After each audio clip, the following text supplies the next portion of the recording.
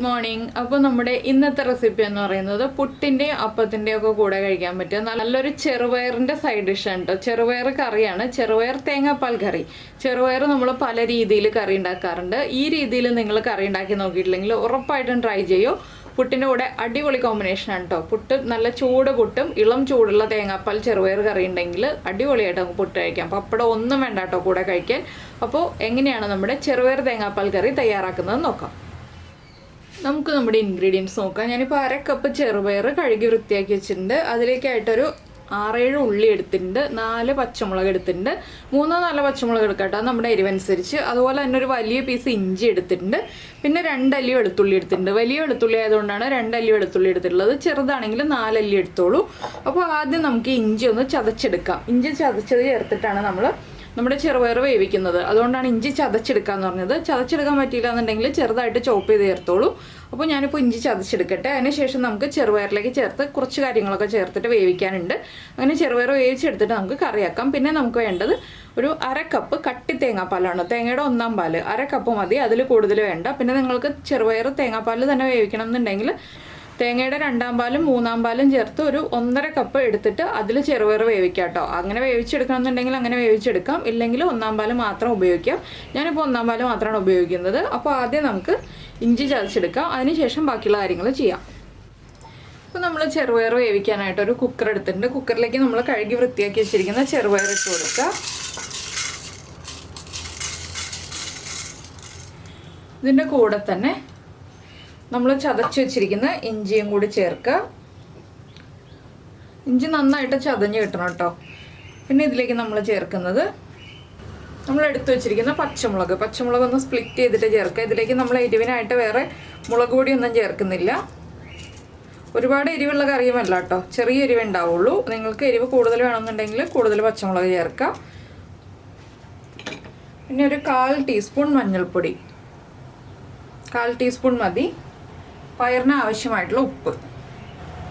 പിന്നെ നമ്മുടെ കയ്യിലുള്ള പയറിൻ്റെ വേവനുസരിച്ച്, എൻ്റെ കയ്യിലുള്ള പയർ 4 വിസിൽ വരുമ്പോഴാണ് കുക്കായി കിട്ടുന്നത്.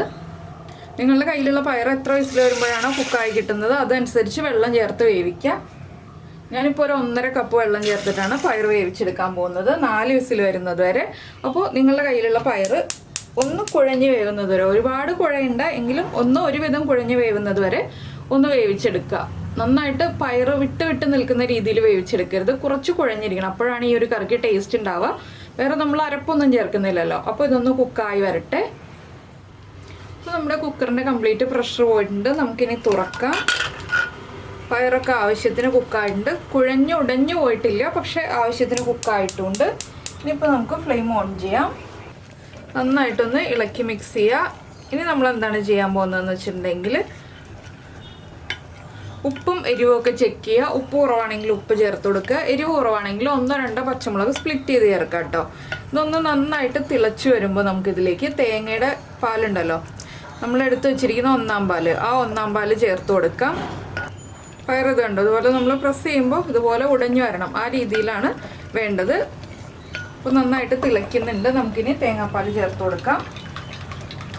ഫ്ലെയിം കുറച്ച് വെച്ചിട്ട് വേണം തേങ്ങാപ്പാൽ ചേർക്കാനായിട്ട്. ഇളക്കി കൊടുത്തുകൊണ്ടേ ഇരിക്കുക. എന്താണെന്ന് വെച്ചാൽ തേങ്ങാപ്പാൽ പിരിഞ്ഞു പോകരുത്, അതുകൊണ്ടാണ് നമ്മൾ ഇളക്കി കൊടുത്തുകൊണ്ടേ ഇരിക്കുക എന്ന് പറയുന്നത്.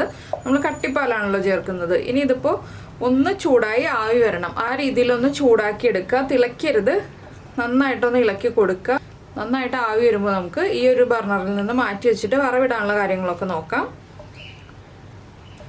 അപ്പോൾ നമ്മുടെ ഉള്ളിയും വെളുത്തുള്ളിയും നമ്മൾ എടുത്ത് വെച്ചിരുന്നത് റൗണ്ടിലൊന്ന് കട്ട് ചെയ്ത് വയ്ക്കുക ഈ സമയത്ത്.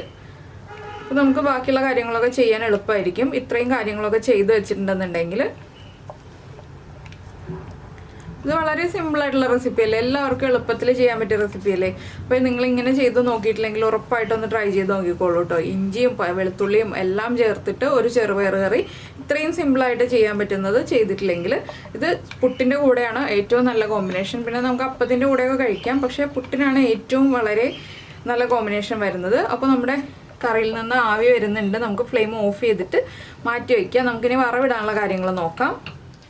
വറവിടാനായിട്ട് ഞാനൊരു പാൻ വെച്ചിട്ടുണ്ട്. പാൻ ഒന്ന് ചൂടായി വരട്ടെ. ഇതിലേക്ക് നമുക്ക് വെളിച്ചെണ്ണ ചേർക്കാം. വെളിച്ചെണ്ണയിൽ തന്നെ ഈ ഒരു റെസിപ്പി ചെയ്യാം. കുറച്ച് വെളിച്ചെണ്ണ മതി കേട്ടോ, ഒരുപാട് വെളിച്ചെണ്ണ വേണ്ട. ഇനിയിപ്പോൾ വെളിച്ചെണ്ണ ഒന്ന് ചൂടായി വരട്ടെ. അപ്പോൾ നമ്മുടെ വെളിച്ചെണ്ണ ചൂടായി വന്നിട്ടുണ്ട്. നമുക്കിതിലേക്ക് ഒരു 1/2 ടീസ്പൂൺ കടുക് ചേർത്ത് കൊടുക്കാം. കടുക് ഒന്ന് പൊട്ടി തുടങ്ങട്ടെ.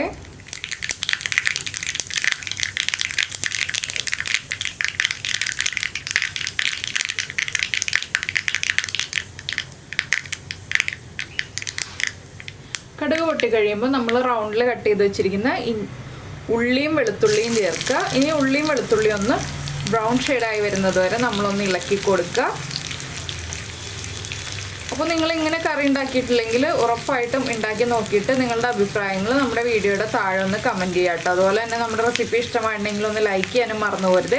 പിന്നെ നമ്മുടെ ചാനൽ ആദ്യമായിട്ട് കാണുകയാണ്, നമ്മുടെ വീഡിയോ പ്രസൻറ്റ് ചെയ്യുന്ന രീതിയൊക്കെ ഇഷ്ടമായി എന്നുണ്ടെങ്കിൽ നമ്മുടെ ചാനൽ ഒന്ന് സബ്സ്ക്രൈബ് ചെയ്ത് സപ്പോർട്ട് ചെയ്യണേ. സബ്സ്ക്രൈബ് ചെയ്യുന്നതിന് ഈ വീഡിയോയുടെ താഴെയുള്ള റെഡ് സബ്സ്ക്രൈബ് ബട്ടൺ ഒന്ന് ക്ലിക്ക് ചെയ്യുക. അതിൻ്റെ റൈറ്റ് സൈഡിലുള്ള ബെല്ലൈക്കണും ക്ലിക്ക് ചെയ്യുക. അപ്പോൾ ഓളെന്ന് പറഞ്ഞിട്ടൊരു ഓപ്ഷൻ കാണാം. ആ ഓളും കൂടി പ്രസ് ചെയ്തിട്ടുണ്ടെങ്കിൽ ഞാൻ എപ്പോഴും വീഡിയോ അപ്ലോഡ് ചെയ്യുമ്പോൾ നിങ്ങൾക്ക് നോട്ടിഫിക്കേഷൻ വരും. അതുപോലെ തന്നെ നിങ്ങൾ ഇതുപോലെ വെറൈറ്റി ആയിട്ടുള്ള റെസിപ്പികളൊക്കെ പരീക്ഷിക്കാറുണ്ടോ എന്നുള്ളതും കൂടി ഒന്ന് കമൻറ്റ് ചെയ്യണേ. എന്തൊക്കെ റെസിപ്പികളാണ് ചെറുപയർ ഉപയോഗിച്ചിട്ടുള്ളത് ഉണ്ടാക്കാറുള്ളതെന്നൊക്കെ. അപ്പോൾ ഈ ഉള്ളിയൊന്നും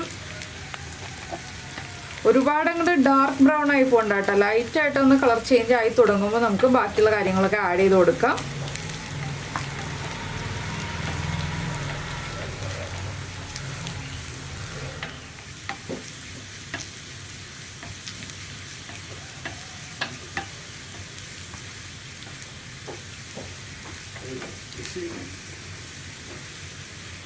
ഇപ്പോൾ നമ്മുടെ ഉള്ളിയൊക്കെ ഒന്ന് കളർ ചേഞ്ച് ആയി തുടങ്ങുന്നുണ്ട്. നമുക്കിതിലേക്ക് ഇനി 2 വറ്റൽമുളകും കൂടി ചേർത്ത് കൊടുക്കാം. ഈ ഒരു ഷെയ്ഡ് ആയി വരുമ്പോൾ നമുക്ക് വറ്റൽമുളക് ചേർക്കാം. ഇനിയും ഡാർക്ക് ആവണ്ട. 2 വറ്റൽമുളകും അതുപോലെ തന്നെ കുറച്ച് കറിവേപ്പിലയും ഇതും കൂടി ചേർത്തിട്ടൊന്ന് ഇളക്കി മിക്സ് ചെയ്യുക.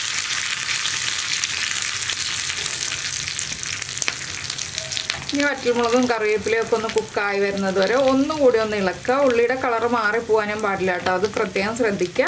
ഇനിയിപ്പോൾ നമുക്ക് ഫ്ലെയിം ഓഫ് ചെയ്തിട്ട് ഇത് കറിയിലേക്ക് ചേർത്ത് കൊടുക്കാം.